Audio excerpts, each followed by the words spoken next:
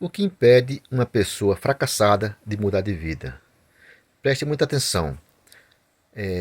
Essas pessoas não mudam de vida presta atenção, quando elas precisam de você, por exemplo, que isso acontece com frequência com esse tipo de pessoa, ela sempre diz que, mas isso eu sempre me virei bem, eu sempre tive aquilo, eu sempre consegui aquilo, ela sempre foi vitoriosa. Só que quando você vai ver analisar direitinho, a pessoa nunca conseguiu nada na vida. E se algum dia teve alguma coisa, não foi com seu próprio esforço, foi com o esforço dos outros. Só que essas pessoas elas são tão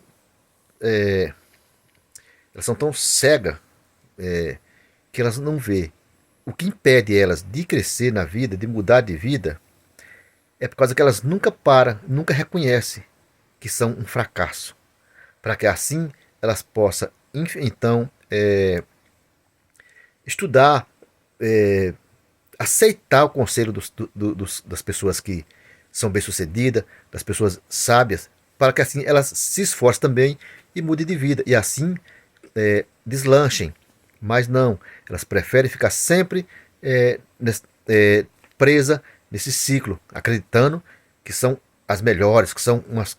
Se fossem tão boas assim, não, não continuariam na miséria, fracassando, precisando dos outros.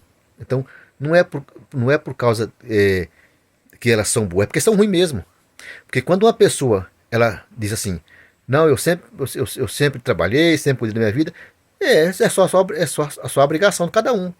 Sempre você tem que cuidar de si próprio. Só que o diferencial do fracassado para o que cresce é que o fracassado ele vive só nessa. Aí quando chega um problema, quando chega uma doença, por exemplo, ou um desemprego, ou qualquer uma outra coisa que vai lhe atrapalhar, ela não tem como se mexer, já se afunda, porque nunca conseguiu se equilibrar e ter uma reserva, como por exemplo financeira, que todo mundo precisa de uma reserva financeira, porque o dia ruim sempre chega. Isso qualquer pessoa que tem um mínimo de consciência sabe. A vida é um ciclo e tem vez de épocas ruins. Então, de vez que chega épocas muito difíceis. Então, se a pessoa não estiver preparada, ela vai se danar, vai se ferrar, vai ficar precisando dos outros, vai ficar se humilhando aos outros e passar por problemas e vergonhas.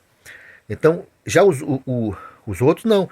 Os outros, os que não são fracassados, eles sempre, quando trabalham, que as coisas estão boas, eles economizam e se preparam para o futuro. Porque sabe que, além de estar preparando o seu futuro, também pode ter problemas como até um problema de saúde ou qualquer outra coisa que a pessoa vai precisar de dinheiro e de ter fundos.